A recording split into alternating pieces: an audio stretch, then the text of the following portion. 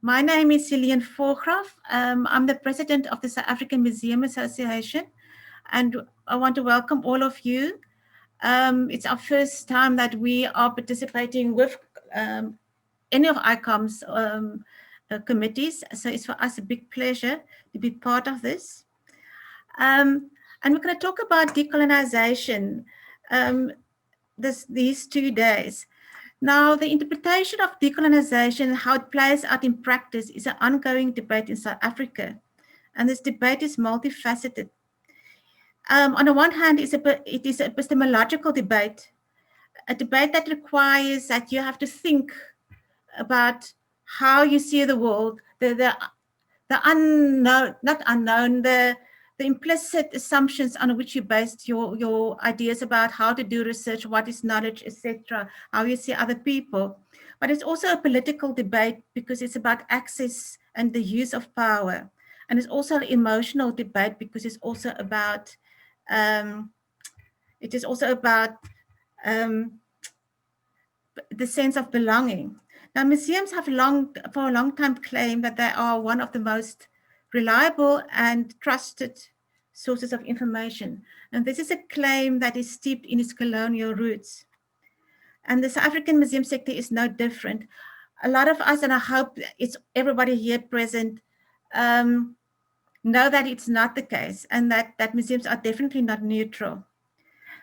The debate around museum practice is more than dealing with collections by missionaries and European travelers. And I'm referring to South African museums.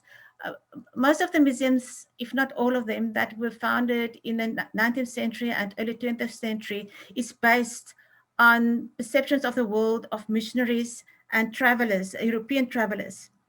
Now, the debate in South Africa is still raw with emotion. The experience of apartheid is very recent, and we're still struggling with the legacy of the system. And the debate here tends to range between a very heated confrontation on the one hand and avoiding conflict by talking around the issues on the other. And in general, museums tend towards the latter. And that is what our interest in this webinar is, because we realize that this must change. I'm now going to hand you over to Catherine Snell. She is the chairperson of ICOM South Africa. Thank you. Good afternoon, everybody from Cape Town, South Africa. As Cillian said, I'm the chairperson of ICOM South Africa. Now, last year I was really lucky to have attended the ICOM General Assembly in Kyoto. And during that meeting, colleagues from around the globe engaged in discussions on this very important and complex subject matter. And the goal of ICOM was to widen the museum community's perspective on this matter, and also encourage us all to work together in finding solutions and taking this matter forward. And of course, this is not an easy process, but it's all important for us to take this lead. And I'm very, very pleased that ICOM South Africa with COMCOL and South African Museums Association, we are able to pull this seminar off. Despite these difficult times we are finding ourselves. Now in South Africa, in the South African context, I think we don't have enough discussions on this very important matter, especially not publicly. And yes, we deal with it in our own confined spaces amongst our immediate colleagues and scholars. And when there's an outcry, a form of resistance from other groups, as we've had it with Roads Must Fall, and also I'm thinking of other exhibitions and collections, we tend to fold and lack the ability to address these issues. So in South Africa, we have different spheres of government to whom we report to. But the question is, how can we bridge the lack of communication, because that is what I think, there's a lack of communication between all these government bodies, the national, provincial, and also the local government bodies, to find common ground on discussing this, not amongst ourselves, but also amongst the communities that we are serving.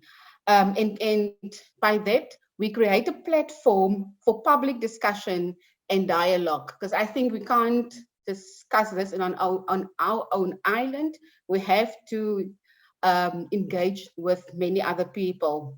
And I think, and only by then we can succeed in this, and we will be able to engage, for example, other countries and organizations in finding ways to return our, for example, artifacts to the land of origin, in this instance, South Africa.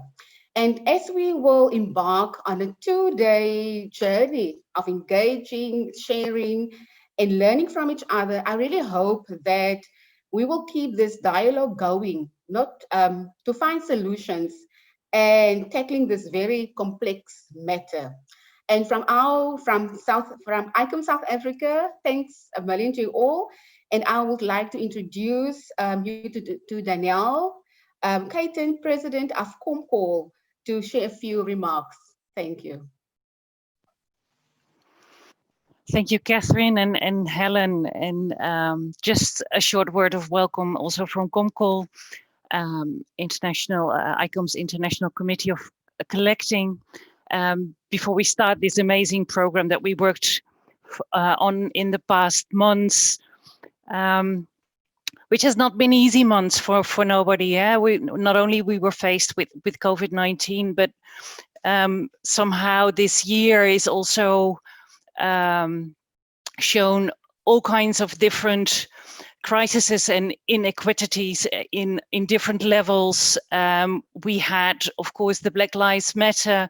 In connection to that, we had the falling statues, and all these things intertwine with the discussions, I think, that we will having in the next 2 days as well. Interesting enough, it was because of everybody going digital. I was also more aware of all the offerings that took place in the last year, and of all the different conferences and expert meetings and masterclasses. And many of them carried actually the title of decolonization. Decolonization of education, science, human rights, policies, archives, and museums. So decolonization is this big word that is hovering around now. But what do we mean by decolonizing the museum or its collections? What are the theoretical frameworks we use to unlearn, undo, revisit, rephrase, and how do we translate this thinking into practice? As written in the program, the legacies of the colonial are ingrained in the social fabric of today's society. They are stored in our bodily archives. So therefore, decolonization is not simply a matter of saying, tick a box of representation or repatriation. It concerns the language that we speak, the archives and the repertoire that we use, and also how to deal with the trauma that is connected to our past. So how do and can we take care in this process? So we hope that we created a program to dive into that together. We have amazing international speakers, and I've seen the list of people that registered, and I really hope that we can find solace with each other and to share and to support each other in finding a way to deal with this. So without any further ado, I would like to hand over the floor to Alexandra Bounia for our first session. Alexandra? Hello, everybody. It's a great pleasure and a great honor for me to be here this afternoon for Athens, where I'm currently based, morning or night or evening, different parts of the world. So I'm really pleased to see that so many people have joined and are joining this event. I would like to start by thanking Elaine, Catherine, and Danielle for putting together this amazing program. And I'm going to, well, first introduce myself, then set a few practical things that we would need to take care of.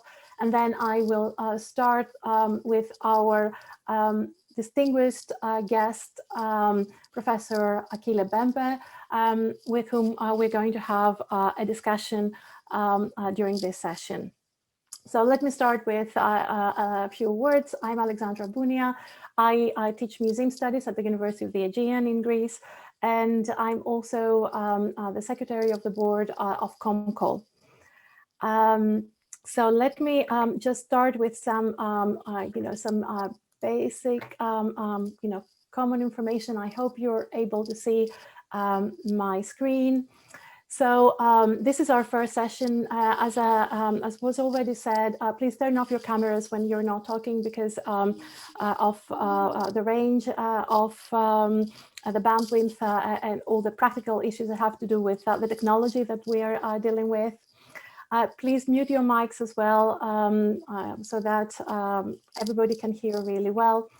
And please, if you have questions for the speakers, and that's for today, but also for the other days, for the other sessions, please put the questions in the chat.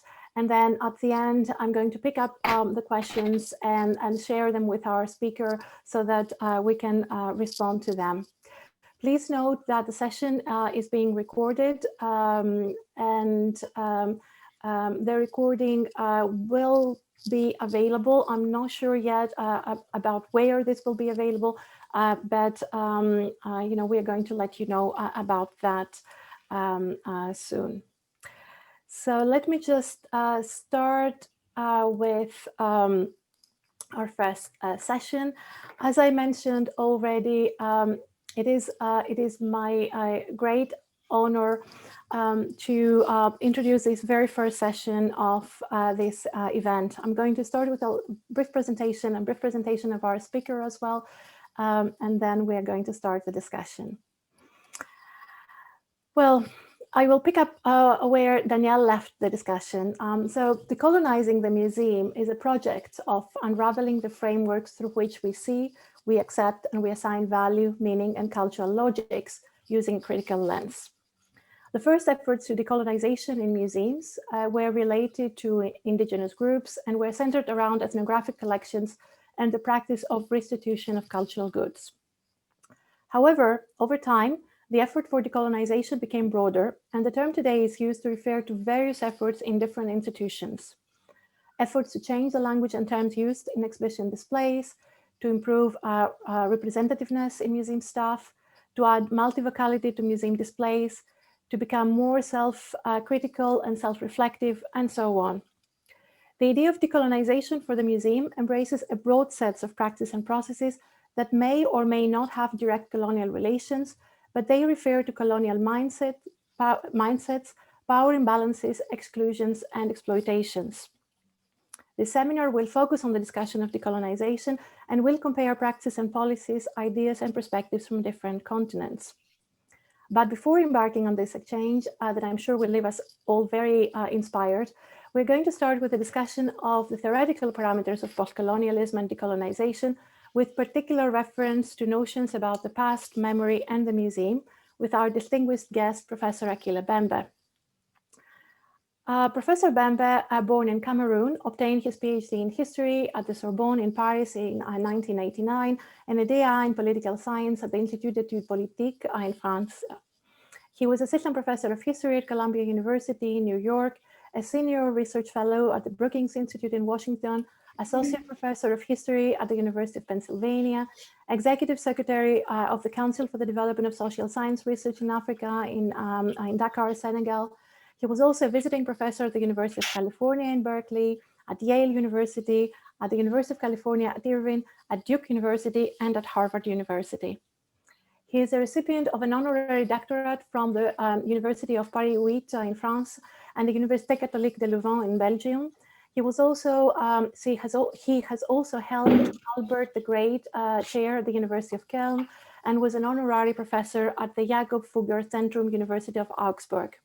He has been awarded numerous awards, including the 2015 Geschichte-Scholl Prize, the 2018 Gerda Henkel Award, and the 2018 Ernst Bloch Award. He's currently a professor at the Wits Institute for Social and Economic Research at the University of the Witwatersrand in Johannesburg. Professor Mbembe is a founder of Les Ateliers de la Pensée de Dakar and a major figure in modern critical theory.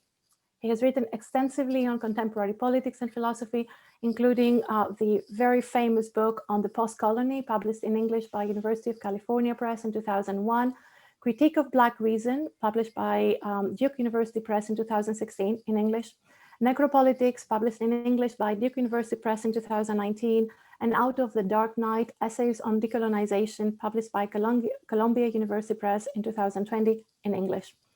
Originally written in French, his books and numerous articles are translated not just in English, but in several other languages, and they are very much read and referenced to around the world.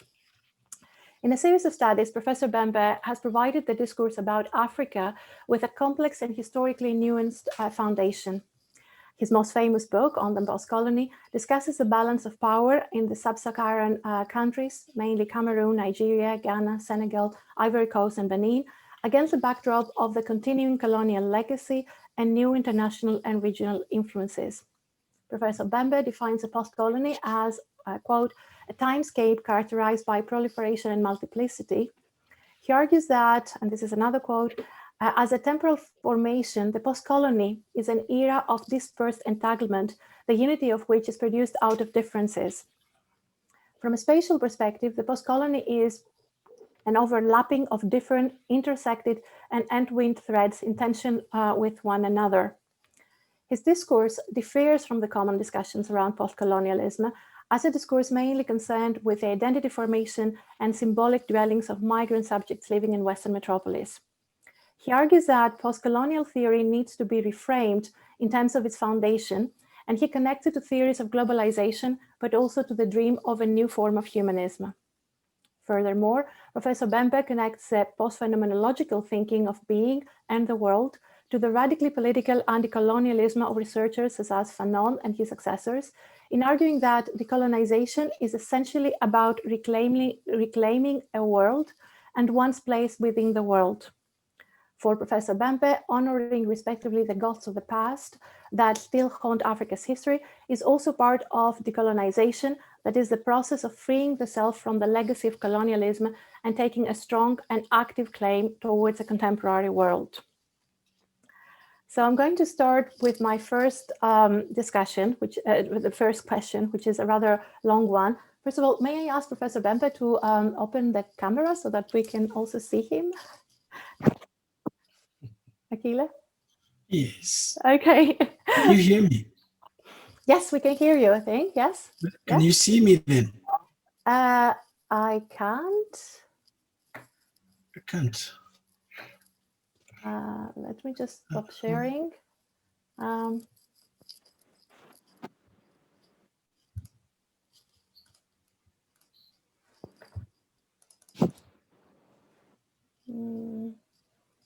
We can't see Achille. I'm not hiding. I'm here. You're not hiding. Okay. No, I'm not. That's good to know. Let me just see, where we are with our technology. Start the video. Okay, let me see. Yes. Start Now, my video. yes, I think that now we will be able to see you.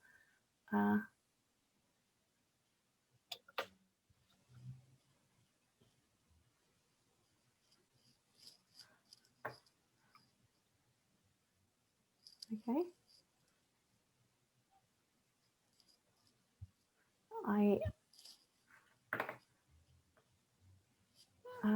We still cannot see you. Can you please turn it off and on again? Maybe it's something there. Okay, I'll try to do it again. Thank you.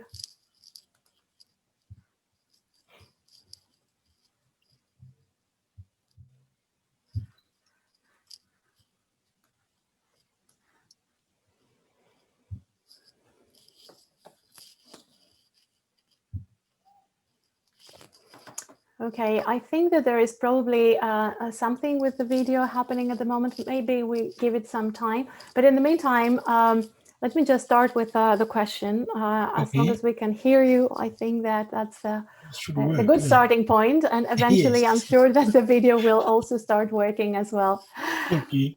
Okay, so first of all, thank you very much for being with us today. It's a great pleasure and a great honor for me personally to stand here in front of you virtually and talking to you. And I'm really, really honored and really grateful.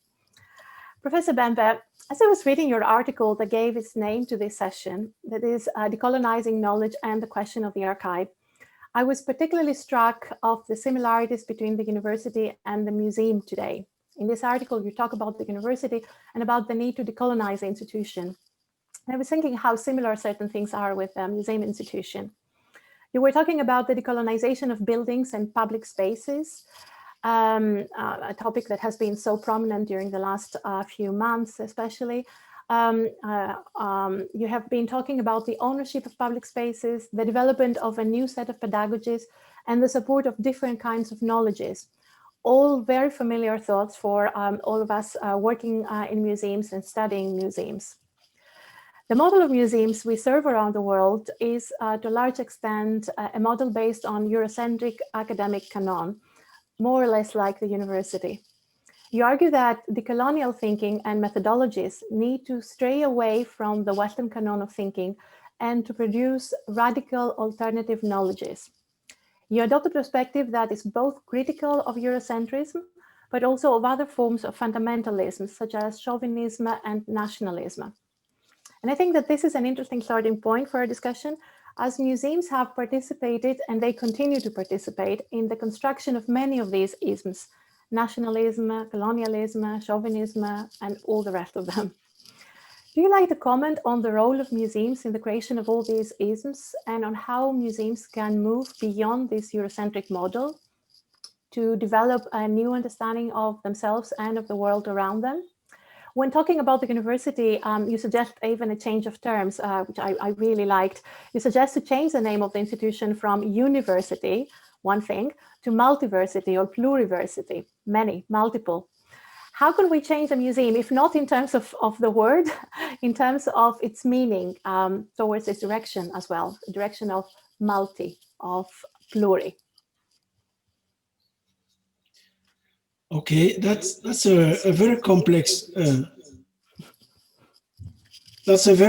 question, and I'm not sure that I can address all the issues that you imply in your formulation. It seems to me that the question of decolonization has to be reframed today in relation to two key questions, two fundamental questions, which I believe will be absolutely crucial during the 21st century. The first question is that of what we could call planetary habitability. The second one has to do with the question of life futures.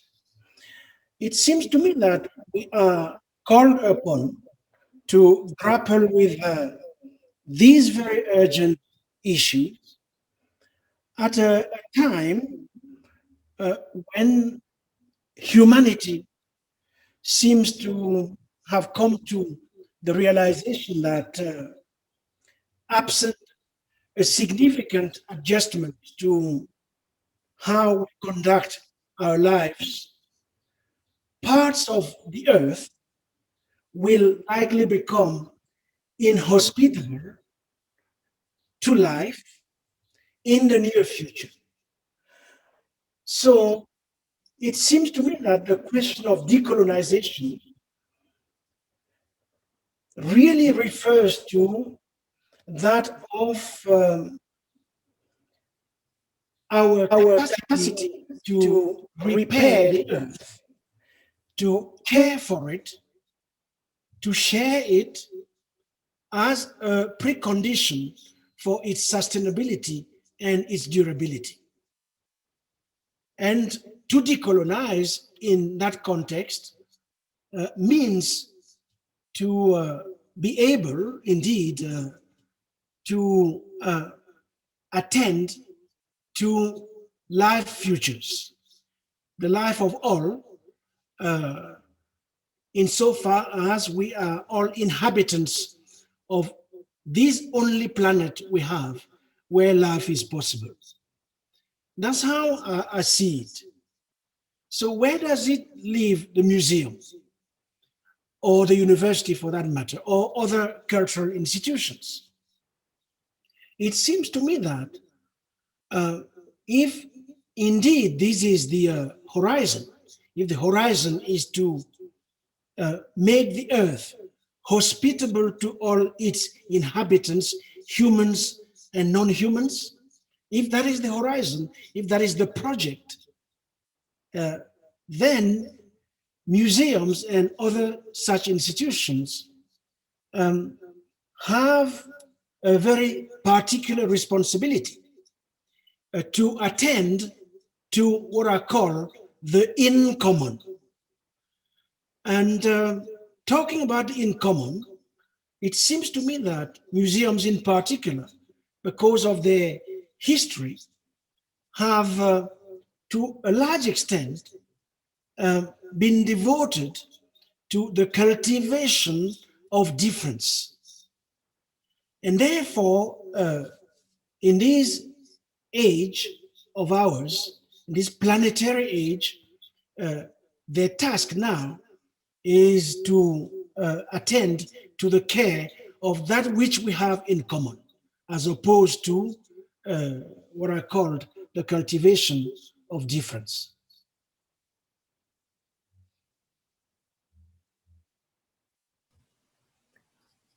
Thank you very much, Achille. I think that a practical thing first, I think that you have two mics on. Maybe it's better to close one of the mics because people say that they can hear an echo that does not allow them to hear you very well. So yeah, that would be great from a practical perspective. Now you can't see me. Okay, so okay, that's absolutely fine. It's okay. It's okay. we can exchange, you know, see you and hear you and no, that's fine. You'll hear me, but you won't see me. Okay. So if I understand it correctly, well, first of all, can I ask you to elaborate a little bit more on the in common idea that you just suggested? Because you know, this is a word and a phrase that we find very often in the museum discourse as well. So I think that it will be useful if we start from there. Would you like to elaborate a little bit on that? Yes, I can. Thank you. Let me start from the, what I was saying early on, that practically what we are experiencing now is a planet which is in a deep state of fragmentation. And the question is therefore how we can, if you want, remember it. Remember in the sense of putting back together its different parts, in the sense of reassembling it, reconstituting it, I would say, as an integrated system, a system in which humans and non-humans, a system in which physical, biological, chemical components, oceans, atmospheres, land surfaces, all of that is interlinked. It is interlinked, if you want, in a kind of a grand gesture of mutuality or biosymbiosis. That's what I call the in common. This might sound somewhat abstract, but it's not at all. It's not abstract if we take seriously the kind of interlacing of human history and Earth's history. We are now, let's say, becoming ever more conscious of. So the in common, therefore, is that which calls for the types of interdependencies, reciprocities, which bring together not only humans, but humans and their environments. These environments, including, of course, other living beings.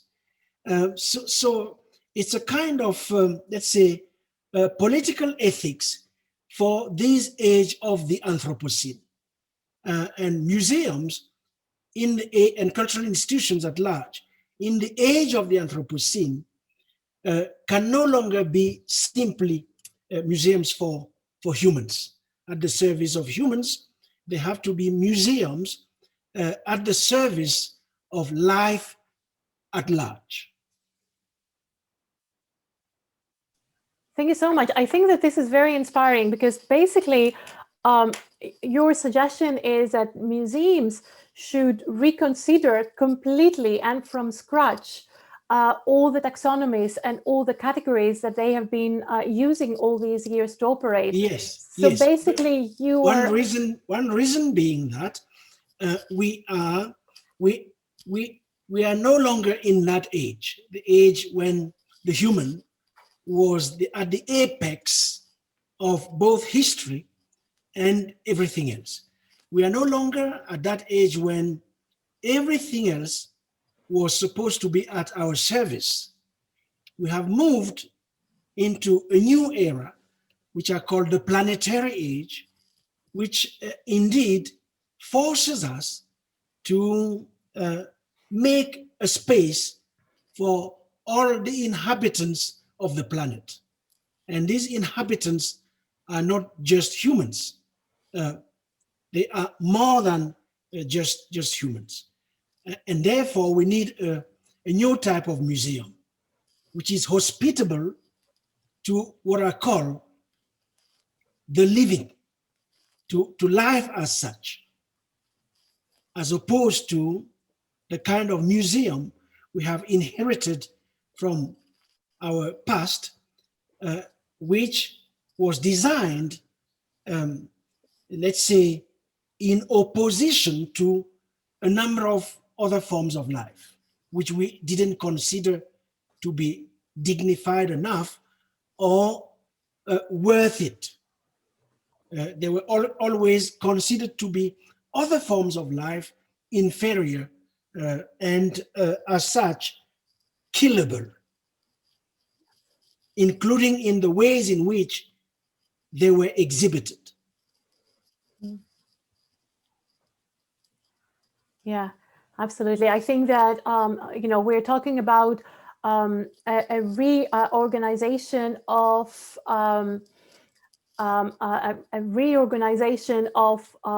the way we structure knowledge, the way we curate and display culture in general. And I think that this follows your argument in your publications, in your books, about deep time, a reconsideration of time. You call for a new understanding of time and the connection of human history, what you just said, with planetary history. So 71% for history. Sorry, I'm listening. Yes, I'm sorry. I'm just also listening. Can I just say that please feel free to write. Sentence. Yes, please. I'm talking to the audience as well. Please, can you write your questions into the chat, and then we're going to return to them and have an open the discussion with questions that everybody is putting in the chat. So in your work, you talk about the deep time, and so how we can connect deep history, human history with planetary history, and reconsider this partition, which is very common in museums, and these taxonomies that we find in museums between culture and nature and history and time. So overall, this idea will change the way we understand museums, and will change the way that we understand memory as well, and the memorialization. So how do you see the museum or memorialization, for that matter, develop from now on? How do you envision that we can change the way we curate, we organize the institutions? You know, what do you suggest to do? Demolish them completely, sort of eradicate them, change the definition, which is something that it comes, it's very, it's under discussion these days. What do you suggest to do? How do you see that going from here to the next step, to the next level? No, but I mean, some it's clear for me that some museums have to be decommissioned, just as I think was it Stephanie who was talking about the demolition of statues going on in the aftermath of Black Lives Matter. We have to make a space for a moment in our history when some institutions are decommissioned because they have reached, so to say, the sale date. I don't know how you put it in English, because they are no longer serving any purpose except the purpose of their own reproduction. They turn on empty, if you want. So that's a possibility that has to be taken seriously. But before we reach that point, what I'm suggesting is that there is this is a moment when what we need the most is a new conceptual imagination. We need to rekindle our conceptual imagination so as to explore the variety of possibilities the time presents to us, which is, in fact, the characteristic of times of crisis. Times of crisis are always, to a large extent, also times of possibilities. So one thing, you were mentioning deep time.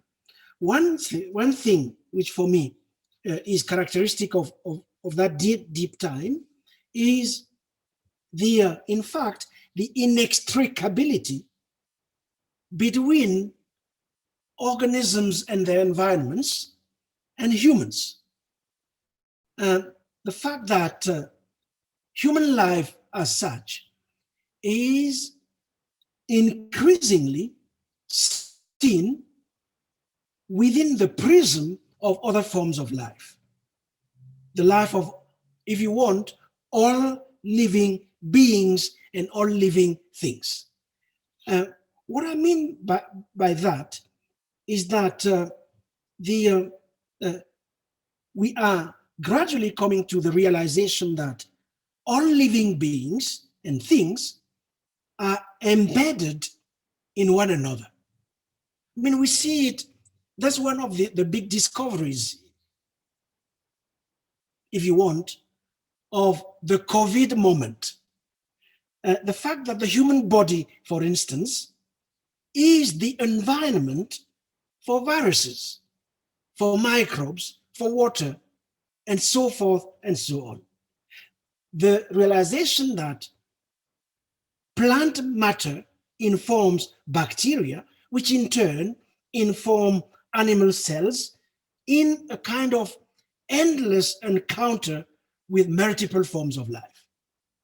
So if that is the case, we can't be going on building museums or cultural institutions which contradict in their form, in their way of working way of exhibiting, their taxonomies, contradicting the kind of intrication, inextricability I have just spoken about.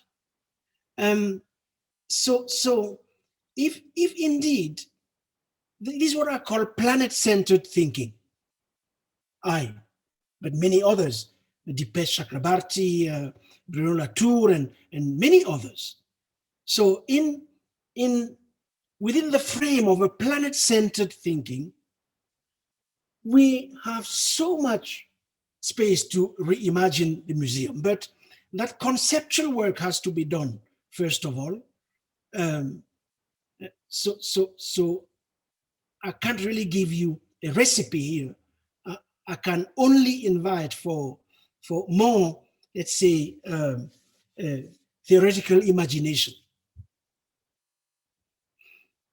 Thank you so much. It's inspiration, I think, that we require, not recipes, but inspiration. And you are certainly giving us that, I think.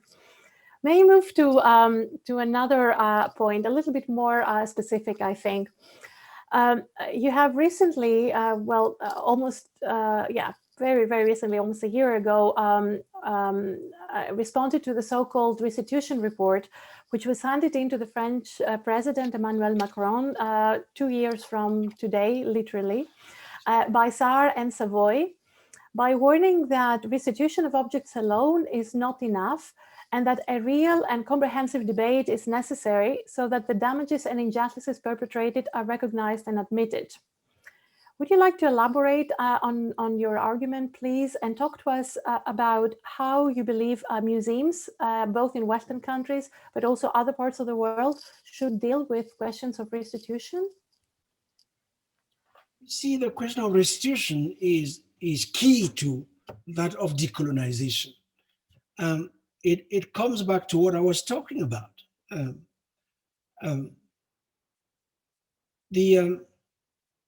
It is deeply connected to that of reparation too. Now, you see, in African pre-colonial systems of thought, which are a huge font of inspiration to a number of us, restitution was an obligation. It was not a choice. It was an obligation in the case that malicious or deliberate act of violation was undertaken on another's life, or if you want, on another's life potentialities. And the most damaging wrongs were in fact considered those causing harm to one's vital force. Now, how does this relate to the debate on restitution? It relates to the debate on restitution in the sense that the truth is that Europe took things from us that Europe will never be able to restitute. We will learn to live with this loss. But Europe, for its part, will have to take responsibility for its acts. It will have to take responsibility for that, how should I put it, that shady part of our shared history, which it is intent to deny. All of which means that Europe must honor the truth, because the truth is the teacher of responsibility. And in this case, the truth is that it took from us things it will never be able to restitute. And yet, It's not because it will never be able to restitute them that we should not make a claim for restitution. We should nevertheless keep making that claim in the name of a debt it owes us, which is the debt of truth, a debt which cannot be erased. So that's my thinking about restitution, the philosophical dimension of restitution. Is not just, okay, taking objects from the Quai Branly and sending them back to Benin, although that is part of it. But it's a bit deeper than the movement of objects from one place on earth to another one. Is a bit more than questions of property ownership. It's a bit more than that. So that's the point I was trying to make in the text you referred to. Thank you very much, Achille. I think that I will now turn to questions. First of all, I would like to thank you all. There's been a lot of discussion in the chat, and there's been a lot of contribution. People are asking about your publications, the ones that I referred to at the beginning, but then other people have already responded. So, you know, I think that there is a lot of community work here. But I'm going to go to some of the suggestions and some of the questions that I can see in the chat. Manuelina Maria Duarte Candido writes that a lot of what you are saying apply to museums, have a lot of connections with the Cordova Declaration, which was signed by MINOM in 2017. So this is something for you know, to talk about in one of the future discussions, I think, and to look at it more closely. And then Anna Batasi has sent a question. We're talking about restructuring the whole taxonomy systems, and this must obviously include natural history museums that are perhaps those in which a stronger Western perspective is offered to the visitor from the epistemological point of view. Anna says, I hope it's not my impression, but it does not seem to me that natural sciences and science museums are so much interested in embracing the transformation that disciplines such as anthropology is suggesting. I think that this is more than, it's not a question, it's probably a statement. So, you know, I think that the discussion is about all categories of museums. I don't think that there is one category of museum, because exactly this connection between the natural and the physical world, about the new sort of reconfiguration of what we're doing, I think that it embraces all categories of museums. Is that right, Achille? Yes, absolutely. That's what I was going to say. I mean, that's the point I was trying to make, that those divisions, the divisions inherited in particular from the 19th century Europe, those divisions, we are now realizing that, I mean, they don't hold any longer. They are collapsing, all those divisions. The dichotomies, nature, culture, which are so foundational to Western systems of knowledge. The difficulty is that we have all inherited from an archive, the Western archive, which thrives on dichotomies. This is not the case in all other, let's say, intellectual traditions. Now, the point is not to get rid of the so-called Western archive. That's not, in any case, my project. The point is to pluralize the archive. The point is to draw from the richness of all the archives of the world. That is the project, that's the horizon. And if we do so, we'll realize that, for instance, the foundational conflict, subject, object, all of that, which is so central to Western forms of knowing and Western forms of classifying, Western forms of creating hierarchies, they are not universal. They are not at all.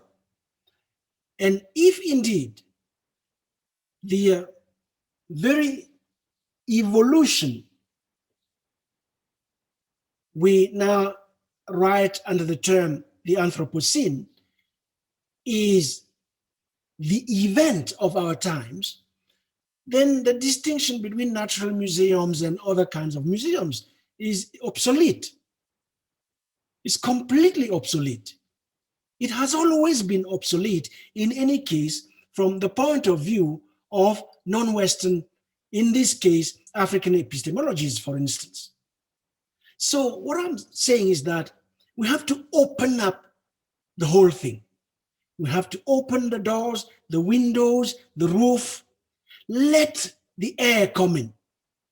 And let's see what is displaced, what becomes obsolete, what has to be decommissioned, and how we reinvent something that is not particular to certain species, including species of the human, because that's how Western epistemology thinks. It thinks there are different species, including within the human itself. So let's think differently. Things in terms of what are called the in common. This has serious implications in relation to those who believe that decolonization is about, let's say, a battle of identities. If we follow the path I'm suggesting, then everything is put into question, including the very concept of identity, which is, as we know, so central to, let's say, has been in any case and is still so central to struggles for emancipation, but which is becoming more and more, let's say, ambiguous as neoliberalism and contemporary forms of technological escalation, let's say, mess up with what identity is all about.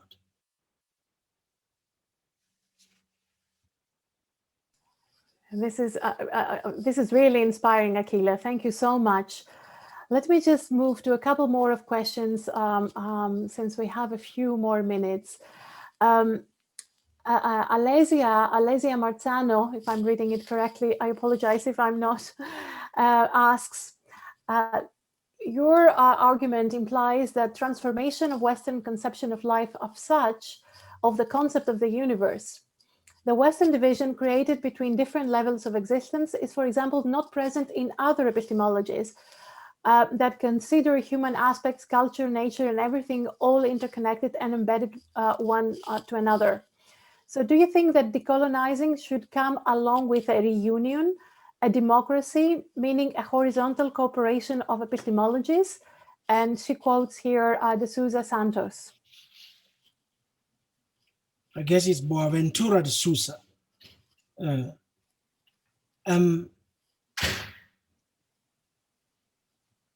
Yes, I mean, I can only repeat what I said early on. Yes. That from an epistemological point of view, of course, decolonization means, at minimum, drawing from the multiplicity of our archives. And when I say the multiplicity of our archives, I'm not simply referring to so-called Western archives, African archives, and archives of the people in Amazonia and all of that. I'm not only referring to that.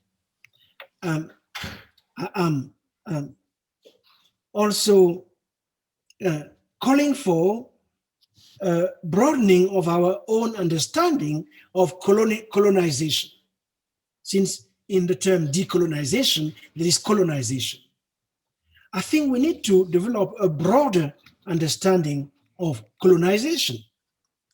I believe that colonization is going on when, for instance, the world we inhabit is understood as a vast field of data awaiting extraction, which is the case as I speak.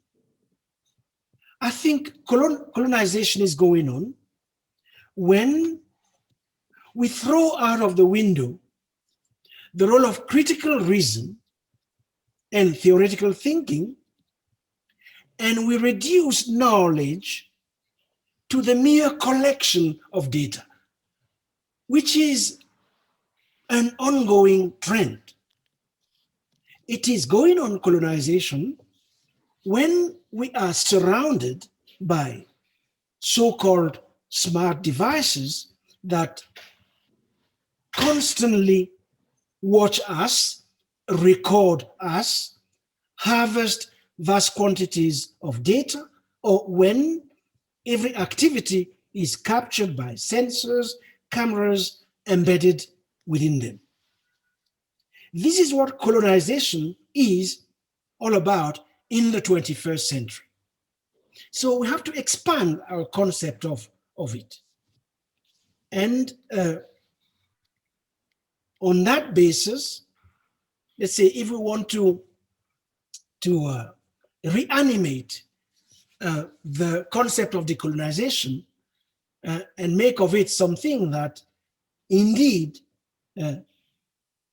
has a direct impact on the ways in the struggles for meaning, which are particular to these times of ours. Now, whether this is the exact proposal Boaventura is making, that's not really the matter. Thank you so much. I think that you opened up, another very interesting point, which is very, very, very central, not just to our everyday living. I mean, we are surrounded by devices. We talk through devices. We, everything is happening through all these media these days. But also, I think that you opened up just an understanding of knowledges and of data, and this relation of collecting and sharing data, and this equation of collection and sharing data with knowledge. I think that this is something that you are challenging as well, if I understand you correctly. Is that so? Yes, that's what I'm saying. Yes. And where I come from, of course, the act of collecting, of extraction, was at the very foundation of the museum.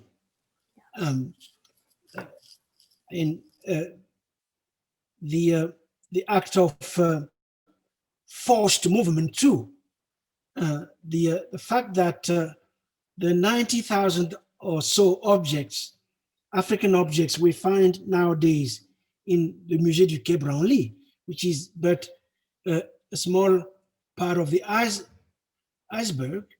The fact that they are there doesn't mean that they went there freely. So these questions of collection, of extraction, of forced migration are absolutely central to, let's say, histories of African objects in Western museums. I don't even want to mention, let's say, the very fact that there is no museum as such that is not built on African bones, and by bones I actually mean human bones. So all of that is once again interlinked and calls for radical reassessment of what it is that we we want to create, and how we want to use the museum in a broader project of healing the earth, so as to make it, once again, hospitable to all its inhabitants, to make it habitable at a moment when most environments are rendered uninhabitable as a result of the unleashing of market forces at a pace we have never seen before.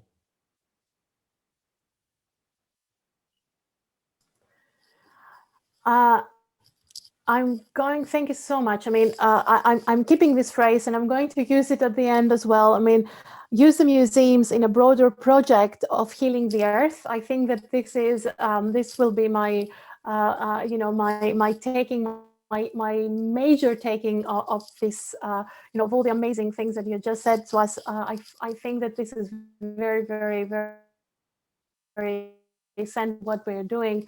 Let me just finish with one of these. One more question. Healing the earth, Alexandra. Healing the earth and recomposing the common. These are the two things, let's say, I wanted to put forward. Thank you very much. Let me just ask one more question. I can see that there are more questions coming in. We don't have a lot of time, but let me just give you one more. What is your opinion about the restitution of objects within Africa from one African country to another, please? There's a question by Siantili Nell, if I pronounce it correctly. Apologies if I'm not, sorry. No, what I believe, I was mentioning the question of forced migration of objects. Of course, I had in mind the forced migration of people. I also had in mind the gruesome fact that of forced immobilization of people, which is unfortunately our condition in Africa, that we everything is made to make of us foreigners in our own continent, beginning with the borders we inherited from colonialism, which we have reappropriated and internalized, and moving to the fact that the biggest obstacle we face in the continent today is that of balkanization. So in that context, what we need the most is to open up the continent to itself, to turn the continent into a vast space of circulation. Because objectively, we cannot turn Africa into an open prison, locked up from the outside, in the sense that there's hardly any place on earth today where Africans or people who are Black are welcomed, and in the sense that nor can we move freely within our own continent. So what we need, in fact, is to, let's say, plead for the circulation of objects within our own continent. So that, for instance, I live in Johannesburg, South Africa, that the richness of the objects that is so peculiar, for instance, to West Africa, that South Africans be exposed to it. And in being exposed to it, begin to open up and reconnect with the rest of the continent. So I prefer to think along those lines than those of restituting, I don't know what African objects to what other African country understood from within the colonial borders that constitute it. Thank you very much, Achille. Unfortunately, we are out of time. There are more questions, but we will get them together and try to sort of ask them to Professor Mbembe and maybe have something in writing about them. I'm sorry about that, but we have more sessions to come. First of all, Achille, may I ask you to turn on your camera now so that we can see you, for a little bit, if possible, please. I just want to summarize. I think that what you said to us is so inspiring and so thought-provoking, and I think that a lot of what we discussed today are going to come up again in the next session and also in the sessions tomorrow. And I think that they will keep influencing our participants for the years to come, not just the days or months, but years to come. I just want to summarize with this beautiful phrase, which I think is it's a summary and at the same time a call, an inspiring call for action for us museum people. Use the museum in a broader project to heal the earth and recomposing the commons. I think that, at least for me, this is going to be my inspiration for all the next steps. I would like to thank you so much for your time, for sharing with us your thoughts, for being here with us today. We haven't managed to see you yet. Look, Alexandra, I would just like to reassure the people who are listening to us that I'm not at all a figment of your imagination. They haven't seen me, but it was my voice. I'm sorry that the video wasn't working, but I'm sure we'll see each other next time. Thank you so much for that. Thank you, everybody. I'm going to remind you all that we're going to have half an hour of a break until 45 past the hour, whatever the hour is in the different parts of the world we're all located in. And then we're going to start again with the next session of the day. Please note that you have to register for each session separately. And if you haven't already registered for the next session, please go to the website of Comcol, and there you will find the link for your registration. I would like to thank once again Achille Mbembe for this inspiring conversation. It has been my pleasure and my honor. Thank you very much to all of you for being with us. And I'm looking forward to the next sessions of this event. Thank you, everybody.